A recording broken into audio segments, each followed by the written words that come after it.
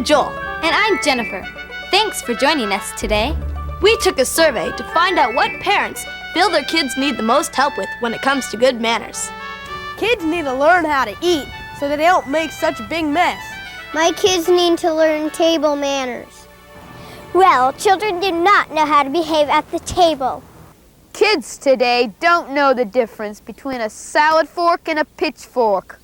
I think children today need to learn how to eat properly. Now, why do so many parents think we need table manners? Well, have you ever sat at the table with someone who chews with their mouth open?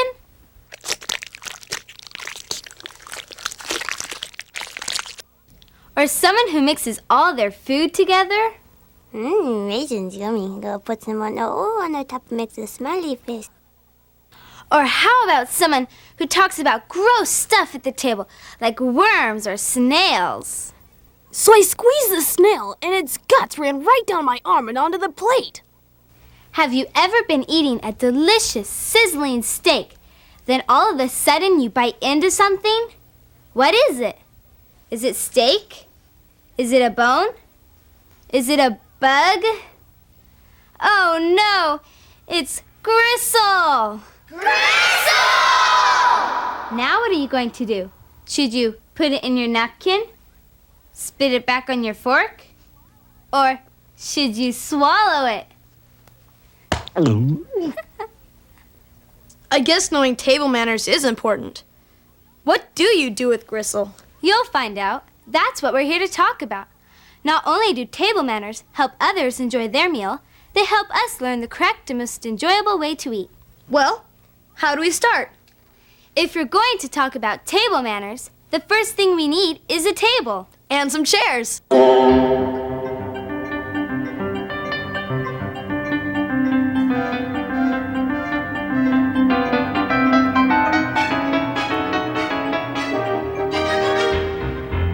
lot of you could sit down at this table and start eating, 'cause you eat with your fingers. Yuck! Yeah! It does get a little messy. Right, and besides, it's not good manners. So we need to set the table. Yeah, with plates and stuff. If we learn the proper way to set the table, it will be easier for us to understand table manners. All of you watching can play along. Here's what you'll need. A dinner plate, that's the big one. A salad plate. That's the medium-sized one. A bread and butter plate, that's the small one. You'll also need a dinner knife, A soup spoon, a teaspoon, a dinner fork, a small salad fork, a water goblet or glass, and a napkin. Now, get ready to pause the tape and ask an adult to help you collect the plates and utensils listed on the screen so you can practice setting a table along with us. If you don't have a complete set, that's fine. Just use the plates and utensils you have. Okay, are you ready to pause the tape? Here's the list. Now pause the tape.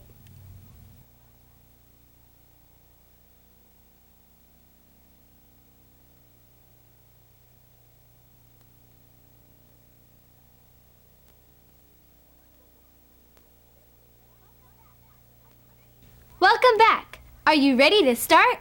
I'm ready. Don't you think we should ask the professor to help us explain where all these things go and why? Professor! Yes? What is it? We need to set the table, but we're not sure where all this stuff goes. Oh, well, the first thing young people should know is that there's a reason we set the table in a certain way. It makes sense. It's logical. Let me explain. We'll start with the dinner plate. It goes right in the center, not too far from the edge. We wouldn't want anything to spill on the table. Set it about 2.54 centimeters from the edge. Kids, switch on that special manners cam I invented for you. You set your table as I explained. The middle-sized plate is the salad plate. It goes to the left of the dinner plate. What's next? The bread plate. Let me guess. It goes on the right. Not quite. It goes on the left above the salad plate. But it's a little crowded on this side, isn't it? Hold your horses. We're not done yet. We have more things to place on the table. Like this water glass. It must go on the right. Correctamundo, Genio. Why does it matter? Why can't we switch things around the way we want them? That's illogical. There's a good reason why we do things in a certain way, and this is no exception. Most of the people in the world are right-handed. That's why the water glass goes on the right. It's logical. Oh, I get it. That means the knife's probably on the right too, because when we cut things, we use our right hand. Brilliant, Joel. Knife on the right, fork on the left. See how easy it is to pick them up to cut your food? Now remember, when you're setting the knife, the blade should be pointing towards the plate so that no one cuts themselves when they pick it up. Now, let's set the spoons. They go next to the knife. If you're not having soup, you'll only need to use the teaspoon. Should the soup spoon go on the outside of the teaspoon? That's right. It goes on the outside. What do we eat first? Soup. Hey, this manners stuff makes sense. Now, if you're having salad, sometimes you have an extra fork. The small salad fork. I'll bet it goes next to the other fork on the outside. Right, because we eat the salad first. Also, if you have a butter knife, place it on the bread and butter plate. Make sure the blade is facing down. This is looking pretty good. Boy, am I going to be able to impress my mom. There's one more thing you're forgetting. The napkin. Where does that go? I've seen it all different places when we go out to dinner. Sometimes it's on the plate, or underneath the knife or fork, or even in the water goblet. That's because there's no set rule. It can go any of those places. Okay, looks great. Now, this is a formal setting. If you're eating at home, you probably won't see this, or this. That's it. I've got to get back to my work. Call me if you need me. Thanks, Professor. Now that we know how to set the table, what do we do next? That's easy. Sit down. Wasn't there a lesson about that in tape number 1? Oh yeah, sorry. Roll that tape, please.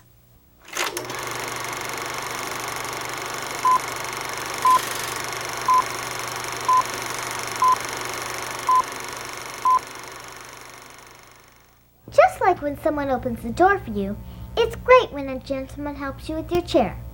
First, I need a gentleman. Is there a suave, debonair gentleman out there? Why, yes. I'm a gentleman, and everyone knows that a gentleman always helps a lady with their chair. Since many of you don't know how to do this, I will show you how it's done. First, pull the chair out thusly and allow the lady to move into position. Now, ladies, don't sit down yet. Wait for the gentleman to gently push the chair forward until it touches the back of your legs. As she begins to sit, push the chair gently forward. Thank you, Joel. As a true gentleman, you must always be observant, for a lady may excuse herself at any time. Would you excuse me, please? A true gentleman always stands and helps a lady with her chair. As she stands, I pull the chair out just so. Thank you, Joel. Ah, the lady returns. As she begins to sit, I push the chair back in. You better be observant, for this may happen at any time. Excuse me.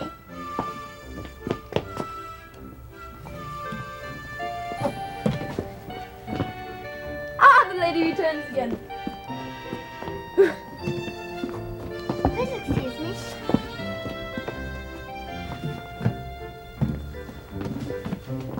Ah, the lady returns again. Excuse me.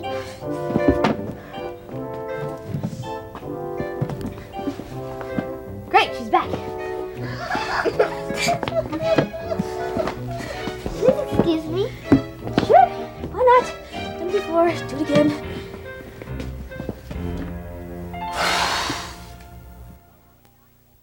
Okay, I get it. Your chair, madame. Well, thank you. Oh, you're so welcome. Finally, I can sit down.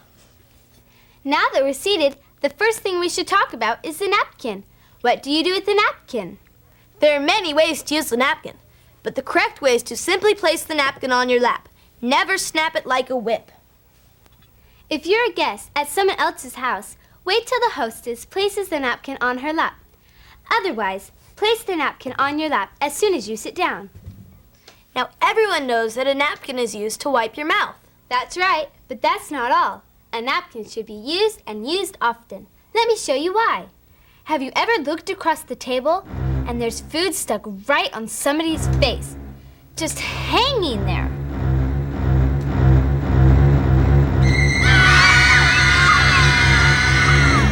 What do you mean? The reason that happens is because people don't use their napkin enough. Every few bites, you should raise your napkin to your mouth and dab and pat. Don't rub it like a bath towel. Dab and pat. If you're sitting down to dinner and you want to be a winner, don't leave your napkin sitting in your lap. When you're sitting down to eat and you want to be real neat, dab and pat, dab and pat, dab and pat. When you're sitting down to lunch and you're just about too much, better know exactly where your napkin's at. Pick it up from its place, raise it up to your face, dab and pat, dab and pat, dab and pat.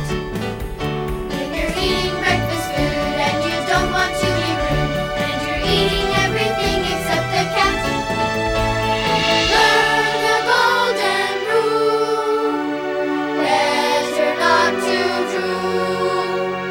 Don't be a fool, the napkin is a tool, dab and pat, dab and pat, dab and pat. Napkins should also be used to cover your mouth when you sneeze or cough. Now comes the fun part. We get to talk about how to eat. How are we going to do that? Hey kids, it's time to play America's favorite game show! Eat that meal! And here's the hosts of Eat That Meal, Bob Burper and Banana Split! Hi, kids. Well, it looks like we have our contestants all ready to go. And what is your name, young man? Joel. And yours, young lady? Jennifer. Jennifer and Joel. Are you ready to play the game? Okay, you know the rules. So let's play. Eat that meal! Now, Jennifer, your first challenge will be the bread. Let's see what she will do with the bread. It goes on the small plate on the left. That's correct. Good job, Jennifer. That's 50 points. Now, kids, if you don't have a bread plate, you can put your bread on your dinner plate. Okay, Joel, let's see how you do with the butter.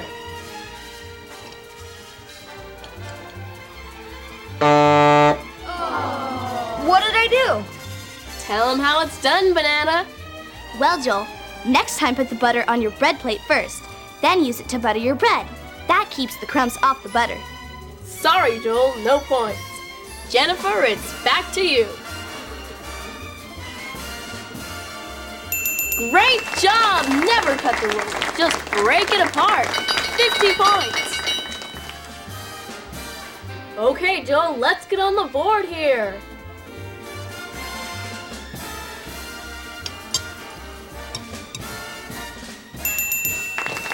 Smart move, Joel. Only butter the piece you break off. 50 points. That ends our first round. Let's review those rules once more. Remember, always place bread on the bread plate.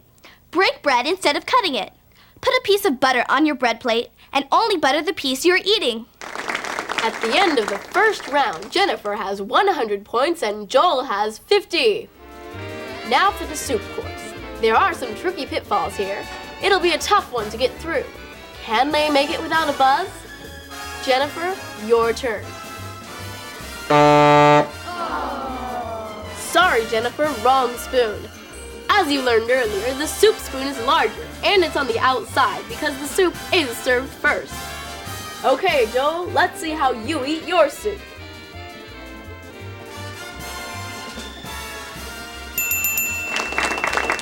That's right, Joel. It is? Well, yes, it is. You always spoon away from you so it doesn't splash on your clothes. Another 50 points for Joel, and that ties our score. Your play, Jennifer. Wow, this soup is really hot. Jennifer. Remember, never blow your soup. You may spray it all over the table. Wait till it cools or add a little ice. Well, sorry, Jennifer. No points on the soup course. I told you it was a tough one. We better review those soup rules one more time. Use the soup spoon. Don't blow your soup. Spoon away from you so you don't scoop it onto your clothes. Now let's move on to the salad course. Ready, Joel? I remember. We learned that we always start from the outside, so I must use the small fork. You're catching on, Joel. The smaller fork is the salad fork. 50 points. Look at her go. She's cutting that big piece of lettuce and she's even holding her utensils properly. One mistake that a lot of people make is holding the knife and fork wrong. If you hold the utensils the right way, it makes it a lot easier to eat your food. 50 points, Jennifer.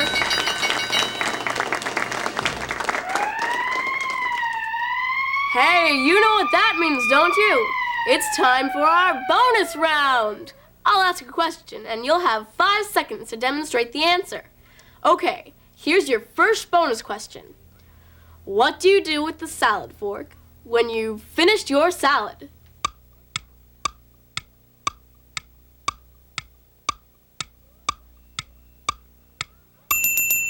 You're right, Jennifer. You place it on the salad plate when you're done, not on the table. That's 50 points for Jennifer. Now, a quick review of those salad course rules. Use the small salad fork. Cut the larger pieces. Place the fork on the plate when you're finished. Now, let's review that technique for holding the utensils. With your palms up, put your knife in your right hand and your fork in the left hand. Now grip down with everything but your index fingers. Use your index fingers to add pressure. Hold the food with the fork and cut with the knife. Let's check the score. Jennifer's in the lead with 200 points and Joel has 150. Now for the main course. This is the open round where anything can happen.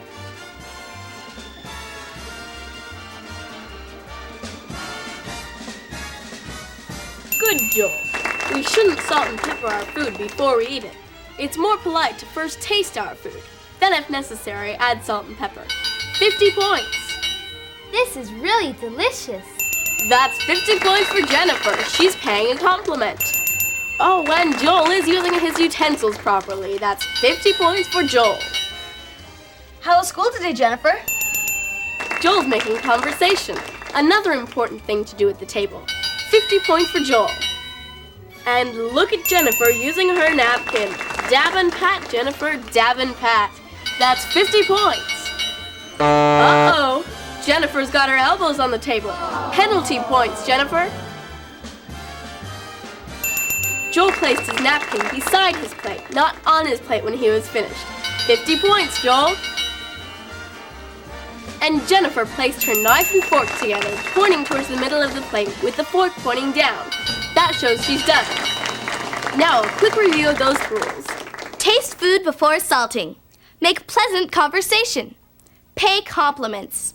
Use your utensils correctly. Keep your elbows off the table. Use your napkin often. Place the napkin beside the plate and the utensils in the center of the plate when you're finished. Let's go to the scoreboard once more. Oh my, it's all tied up going into the speed round. Jennifer and Joel, you'll have 30 seconds to answer the speed round questions. For each correct answer, you'll receive 50 points. Okay, girls first, so are you ready, Jennifer? What should you do before every meal? Wash your hands. Yes! Joel, name one thing you should never do at the table. Pick your teeth. Yes! Jennifer, which way do you pass the food? To the right. Yes! Joel, when should you start eating? When the food's hot. Oh no, Joel. Remember, you wait for the host or hostess before you begin. Jennifer, name one thing you should never do while chewing. Talk. Right! Joel, what should you say before you leave the table? May I please be excused? Yes! Jennifer, finish this sentence. When you're eating, always chew with blank. Your mouth closed. Correct! Joel, true or false? It's better to cut one bite at a time. True. True! Jennifer, how do you make a meal more enjoyable? Pleasant conversation. Yes! Joel, what are the magic words? Please and thank you. That bell signals the end of our speed round. Let's check the final scores. Joel has 550 points and Jennifer has 600 points! Congratulations, Jennifer. You're our grand prize winner. And here's the grand prize chosen especially for you, Jennifer. Jennifer, here's your grand prize. You'll be taken to dinner by Joel. Yes, you two will be able to practice all the lessons you've learned today as Joel takes you to a real restaurant for a wonderful dinner. Well, that's all the time we have for today. Thanks for playing. Eat that meal!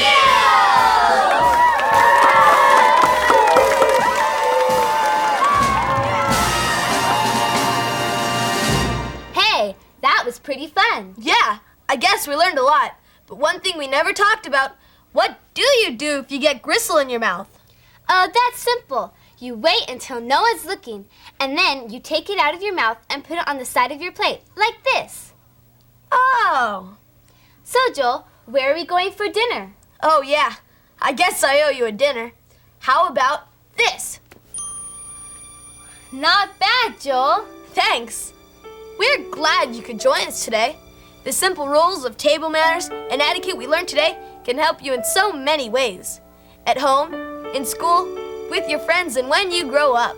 When we treat others with respect and consideration, it makes the world a better place to live. People feel good inside, and that makes you feel good inside too. It's an amazing advantage. See you next time.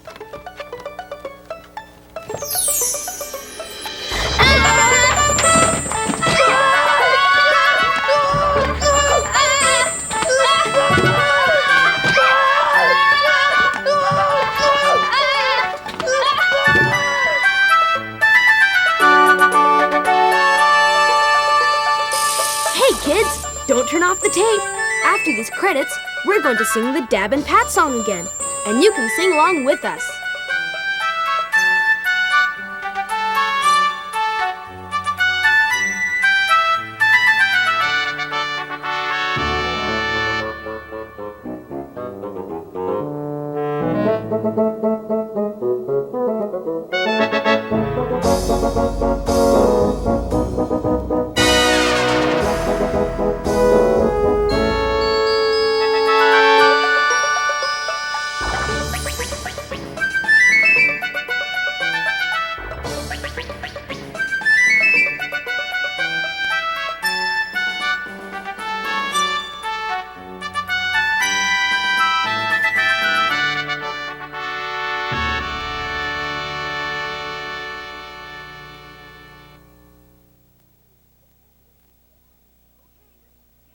Okay, get ready. Here comes the song.